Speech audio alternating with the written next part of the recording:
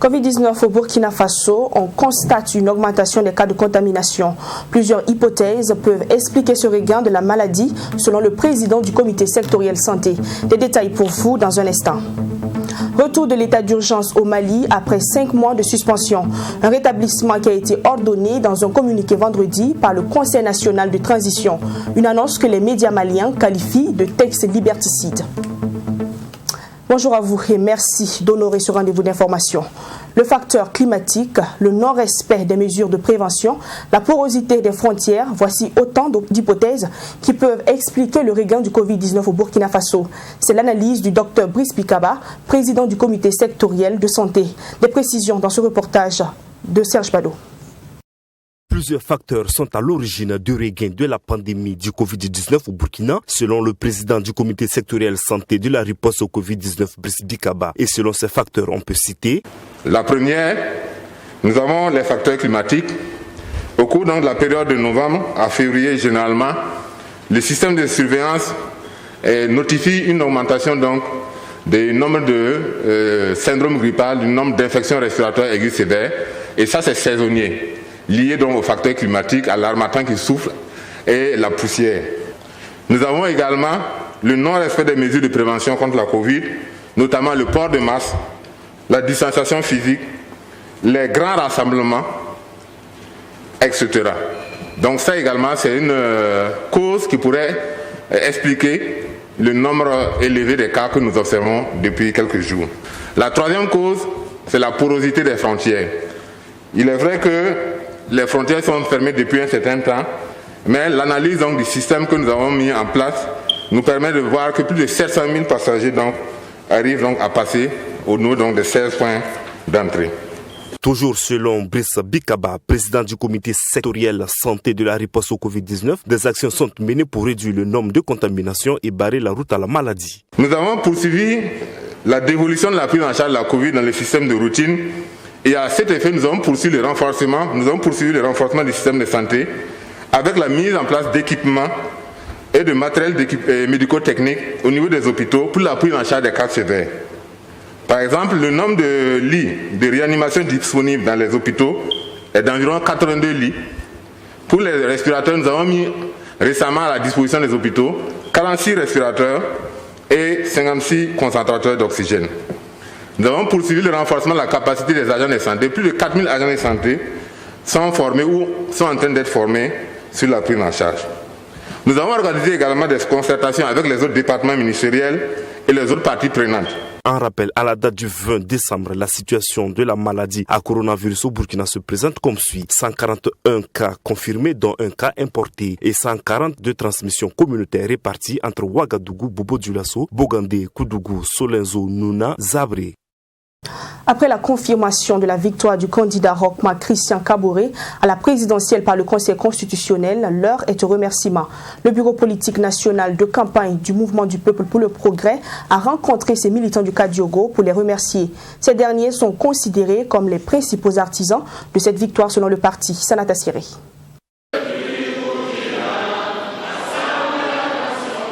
Suite à sa victoire du 22 novembre 2020, le Mouvement du Peuple pour le Progrès se doit d'être reconnaissant à ses militants et sympathisants. Après la confirmation de la victoire de son candidat à la présidentielle par le Conseil constitutionnel avec 57,74% des suffrages, le président du parti Simon Compaoré est allé exprimer sa gratitude aux militants du Kadiogo.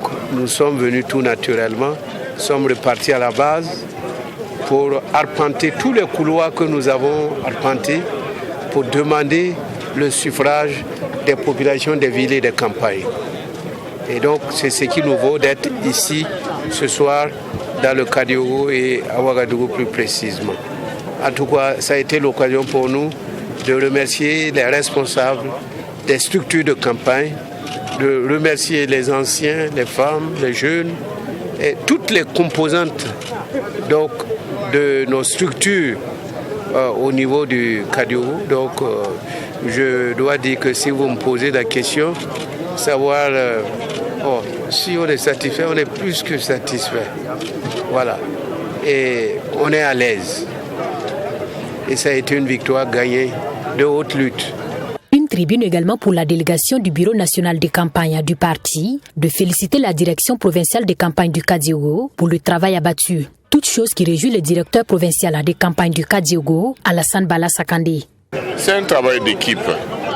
Nous, en tant que responsables de la campagne, nous n'avons fait qu'un travail de coordination. Et nous lui avons dit également que nous sommes allés à leur école, nous avons appris, et donc nous n'avons fait qu'appliquer ce qu'ils nous ont donné comme élément de base, ce qu'ils nous ont donné comme enseignement. Nous n'avons fait que faire des travaux pratiques. Et donc, pour nous, cette victoire est une victoire de toute la population du Kadiogo, pas forcément uniquement des militants MPP, parce qu'il nous a été donné de voir aussi que certains qui ne font même pas de la politique aussi ont voté, et pour le président et pour le MPP. Et donc c'est avec humilité que nous accueillons cela. Le parti du président Rochma Christian Kaboré entend également parcourir à l'ensemble du territoire national pour témoigner sa reconnaissance à l'ensemble du peuple burkinabé, a laissé entendre le président du mouvement du peuple pour le progrès, MPP. Au ministère des Affaires étrangères, 25 agents ont été distingués hier lundi pour service rendu à la nation. C'est une première pour ce département ministériel de décerner des médailles dans les ordres spécifiques de l'administration du travail. Denise Zida, Ami Valiant. Ils sont au total 25 agents du ministère des Affaires étrangères à être distingués dans les ordres spécifiques de l'administration du travail avec agrafe, diplomatie, amitié et coopération. C'est la première fois que le département de Alpha Bari procède à un tel acte. Et nous sommes heureux aujourd'hui de pouvoir rendre ça opérationnel en donnant donc des médailles à des fonctionnaires des affaires étrangères avec agrafe, diplomatie, amitié et coopération. Donc aujourd'hui c'est un grand jour. Vous voyez les décorations dans tous les ministères. Depuis des années, ça n'existait pas au ministère des Affaires étrangères. Et à partir d'aujourd'hui, ça existe. Pour les récipiendaires, c'est un honneur d'être les pionniers de ce département, à voir leur mérite reconnu par leurs responsables. Pour eux, cette distinction est une invite à mieux faire. Je viens d'être honoré par cette médaille qui est une première au ministère des Affaires étrangères, à savoir l'ordre du mérite en diplomatie. Sinon, on a d'autres distinctions, mais celle-là est une première. Nous sommes pionniers et cela me réjouit beaucoup. Pour moi, c'est un sentiment de réconfort et de reconnaissance. Et c'est le lieu pour moi, encore une fois de plus, d'interpeller les uns les autres, notamment la jeunesse burkinabé, de s'engager dans les initiatives nobles qui ont un but pour promouvoir ou encore d'apporter un plus au développement du Burkina Faso. Cette cérémonie a également été une occasion pour le ministre Alpha Bari de décerner une médaille à l'ambassadrice du Sénégal au Burkina Faso en fin de mission. Cette dernière a aussi reçu un présent en signe de reconnaissance pour le travail abattu durant son séjour au pays des hommes intègres. On parle environnement dans ce journal avec le programme d'investissement forestier. Ce programme a tenu une session d'information en faveur des hommes de médias sur la réduction des émissions dues à la déforestation et la dégradation des forêts REDD+. Une session de renforcement de capacité qui a eu lieu le 15 décembre dernier à Galo dans la commune rurale de Sapuy. Sanata Seri. Une dizaine de journalistes ont pris part à cette session d'information sur la réduction des émissions dues à la déforestation et à la dégradation des forêts REDD+. C'est un mécanisme international mis en œuvre par le programme d'investissement forestier du Burkina, PIF, dont l'objectif est d'atténuer les effets des changements climatiques à travers la protection des forêts et la promotion du changement durable. Cette session d'information vise donc à initier les professionnels de l'information et de la communication au concept et leur présenter l'état d'avancement de la mise en œuvre du processus au Burkina Faso. Pour nous, la REDD+, la réduction des émissions dues à la déforestation et à la dégradation des forêts est un mécanisme qui nécessite la participation de beaucoup d'acteurs, comme on le dit, un mécanisme multi-acteurs, multi-secteurs. Et pour cela, il faut partager l'information, il faut mettre l'ensemble des acteurs au même niveau d'information sur le mécanisme REDD+. Et c'est dans ce sens-là qu'aujourd'hui, Et après certainement plusieurs éditions de renforcement des capacités au profit d'autres acteurs, nous avons souhaité aujourd'hui avoir les journalistes avec nous pour qu'en tout cas on puisse partager ensemble le concept de la RED+, et leur permettre également de relayer l'information sur ce mécanisme-là au niveau des populations à la base, au niveau vraiment du grand public. Depuis son adhésion au processus RED+ en 2012, le Burkina Faso a engrangé de nombreux acquis, à en croire le coordonnateur national du programme d'investissement forestier. Il s'agit notamment de la sécurisation des 12 forêts classées, de celle des aires de conservation au niveau communal et de la mise en place des comités de gestion des forêts. Et les deux principaux projets qui relèvent de la coordination, de l'unité de coordination du programme d'investissement forestier, c'est le projet de gestion participative des forêts classées pour la RED+, qui s'est mis en œuvre donc suivant une approche régalienne, comme on le dit, et où nous avons eu beaucoup d'acteurs au niveau de la base des populations riveraines au niveau des forêts, où il y a eu 12 comités de gestion des forêts qui ont été mis en place, avec des comités maintenant de gestion à l'intérieur qui ont profité réellement de la mise en œuvre donc des différentes activités du projet. Il y a des apiculteurs qui ont eu des équipements, qui ont reçu des financements, et il y a également des exploitants de bois qui ont reçu du matériel d'équipement, du moins d'exploitation moderne du bois, et il y a également à l'échelle de l'élevage, il y a donc un certain nombre de groupements d'éleveurs aussi qui ont été accompagnés pour la fauche et la conservation du fourrage donc autour des forêts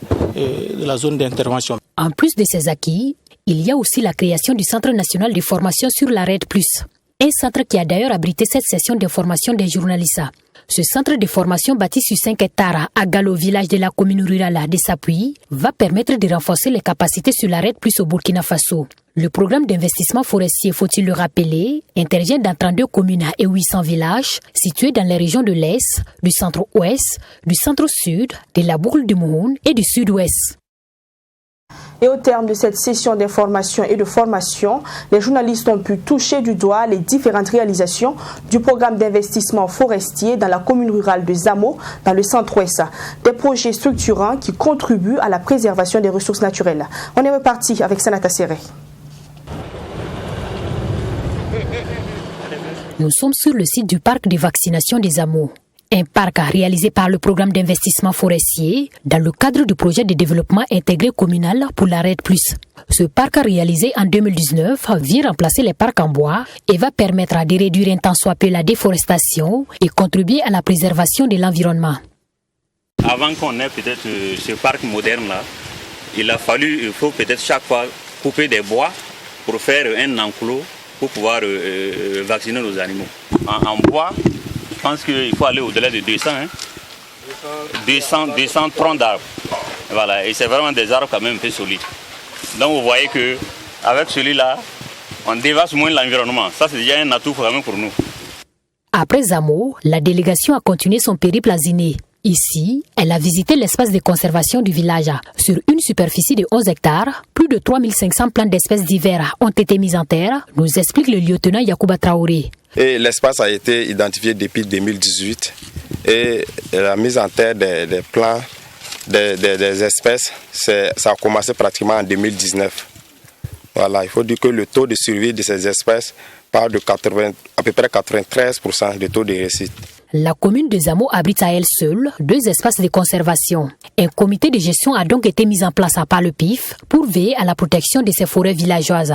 Toutes ces réalisations du PIF se veulent une source de motivation pour les populations de la commune de Zamo.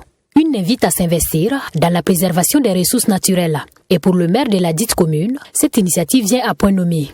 Ces réalisations qui sont dans le domaine de l'environnement, dans le domaine de l'agriculture, dans le domaine des ressources animales, viennent à point nommé pour soulager les populations des 2 villages, notamment Zamo et Ziné, mais également des populations d'autres villages qui sont voisins.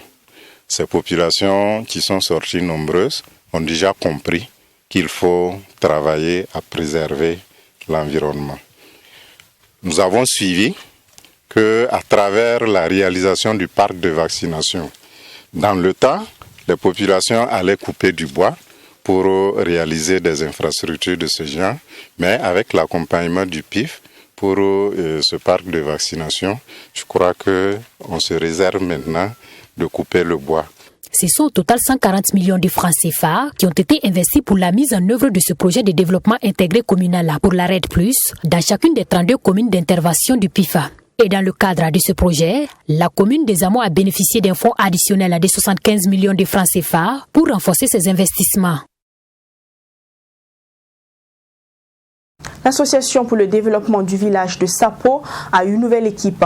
Composée d'une dizaine de membres, le nouveau bureau a été présenté aux habitants de la localité dimanche dernier. Occasion saisie par ce bureau pour décliner ses ambitions pour le développement du village.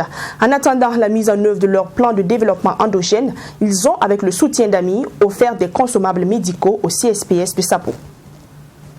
Réunir les fils et filles de Sapo afin que chacun apporte sa contribution pour le développement de la localité, tel est l'objectif de l'association pour le développement de Sapo. Nouvellement élu, le président a tenu à demander les bénédictions des anciens afin de mener à bien la mission à lui confier. Ainsi, le développement de Sapo est le cheval de bataille de cette nouvelle équipe. Rapport que nous voulons mener dans le développement de Sapo, on a premièrement des problèmes de route, on a des problèmes de la santé, il y a un problème d'eau et franchement de l'association veut œuvrer pour que au moins nos parents puissent se retrouver et vraiment bénéficier de ces actions.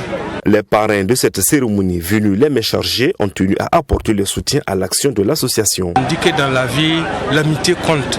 L'amitié est très importante. Donc c'est pour cela que nous nous sommes associés à eux pour en tout cas manifester notre joie à l'endroit de cette population qui est présente ici pour nous recevoir et aussi témoigner notre reconnaissance parce que quand on arrive quelque part et qu'on est bien reçu, on se sent chez soi.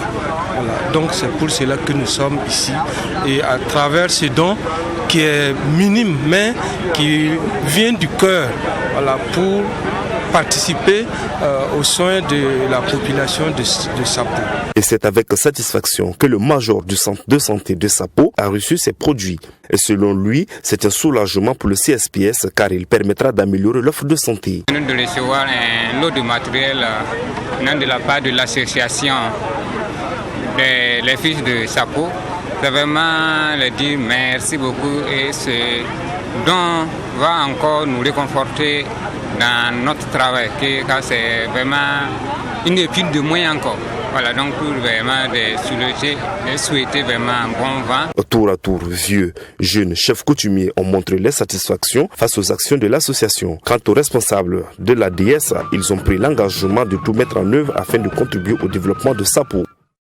Toujours dans le secteur du développement endogène, l'Association pour le bien-être de l'enfance en difficulté ABED a procédé à la pose de la première pierre de l'extension de l'école primaire privée Le Tandema. C'était samedi dernier dans la commune de Konki-Ipala. Fatima Tanichema. D'ici à 3 mois, devra sortir de terre un bloc de 3 salles de classe de post-primaire sur ce site de l'école Tandem Al-Nou de l'Association pour le bien-être de l'enfance en difficulté, ABED de Konki-Ipala. Des salles de classe qui vont contribuer à l'extension de cette école, déjà composée de 3 salles de classe, d'une cantine et de latrines. Cette extension entre dans le cadre de la mise en œuvre de la politique de régularisation des écoles de l'ABEB. Et le besoin de construire d'autres classes de la 6e, la 3e, la 4e. Alors le post-primaire, c'est aussi un autre besoin pour nous. Donc on s'est dit aussi de concert avec les partenaires sur place qu'il y aura cette possibilité de pouvoir le faire parce que le besoin est énorme.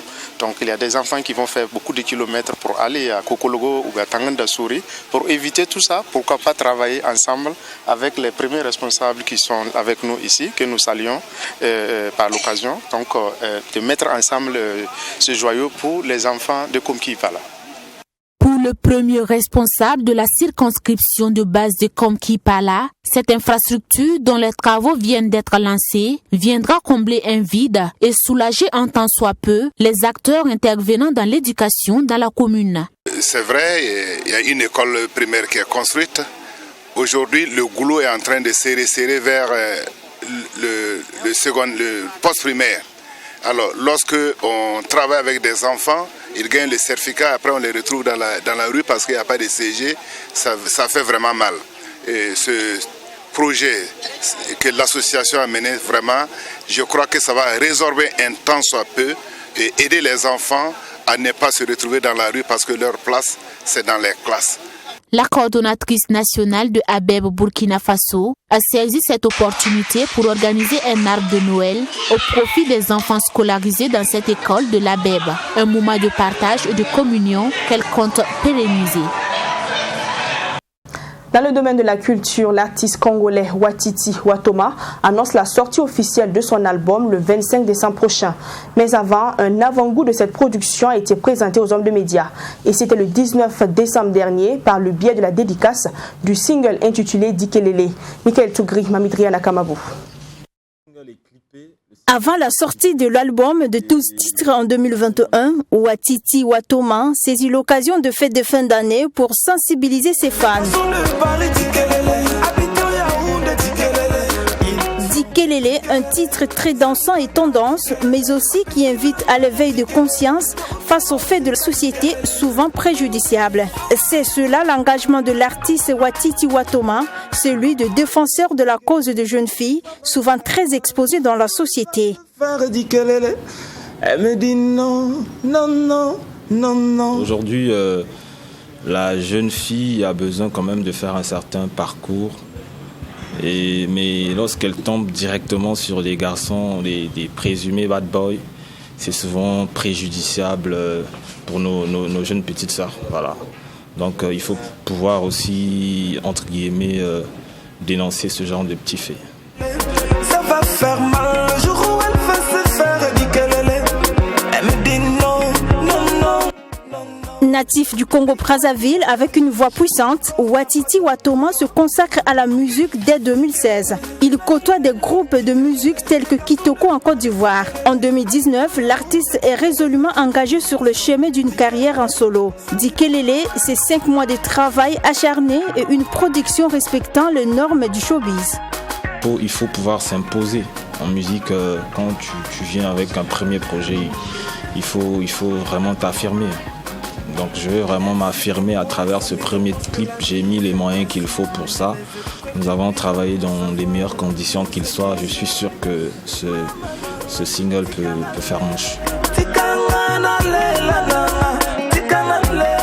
Pour l'artiste Watiti Watoma, l'objectif est de faire danser ses fans pour conquérir les grandes scènes musicales. Le single du Kelele sera présenté au grand public ce 25 décembre dans la capitale burkinabé en son et en lumière, a laissé entendre le staff de l'artiste congolais.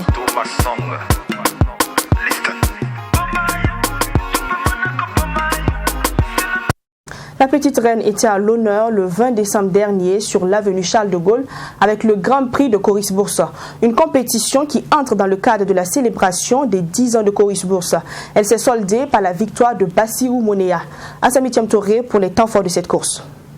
64 coureurs ont pris le départ sur l'avenue Charles de Gaulle pour une distance de 140 km à 800, soit 32 tours du circuit, à l'occasion de la commémoration des 10 ans d'existence de Coris Boursa. À 5 tours déjà, Bassirou Monea et Rawende Mukailo quittent le groupe et se lancent seuls à la conquête des primas. À mi-parcours, Noufou Moungou rejoint les deux échappés pour former un trio.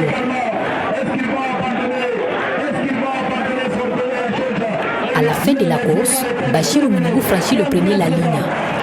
Il fait ce parcours en 3h50 minutes avec une vitesse moyenne de 36 km/h. Une saison qui commence bien pour le club AJCK, selon le président. Nous avons été patients. Il y a jusqu'à 5 ou 7 trophées et 7 courses qu'on n'a rien eu. Mais on a gardé patience, on s'est entraîné et voilà les résultats. Nous disons merci au Tout-Puissant et nous disons merci. Cette saison, la saison qui va prendre, nous allons essayer de faire des recrutements et miser sur nos vélos. Nous avons quelques cyclistes qui ont des petits biscuits avec leur vélo. Nous allons voir, si Dieu le veut, nous allons revenir en forme et racler les trophées sur Charles de Gaulle. Cette course est la toute première après l'élection du nouveau président à la tête de la fédération. Et après l'annulation du Tour du Faso à cause du Covid-19, les organisateurs se disent satisfaits du niveau. Avec tout ça, franchement, aujourd'hui, la moyenne n'est pas totalement comme ce que je l'attendais. Mais si vous tous vous avez regardé, c'est que, bon, je peux dire heureusement et malheureusement, partout seulement, il y avait presque tous les ténèbres qui avaient un devant. Il y avait l'ICK qui avait un coureur devant, Bessel,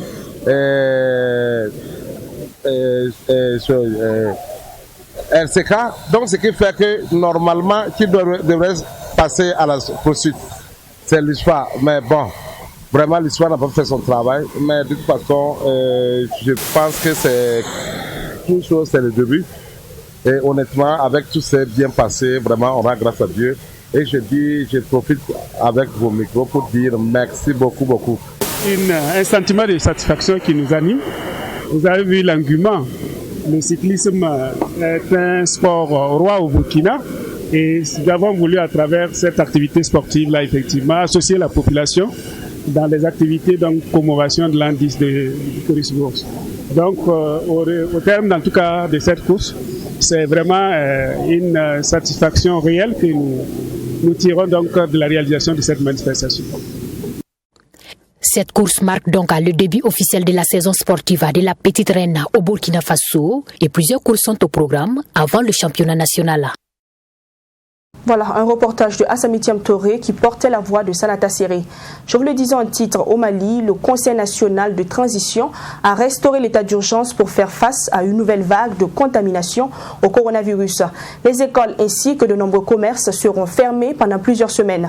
Mais ce sont les hommes de médias qui semblent le plus méfiants face à la décision. Une décision qu'ils qualifient de liberticide. La correspondance de Bourema Soulo.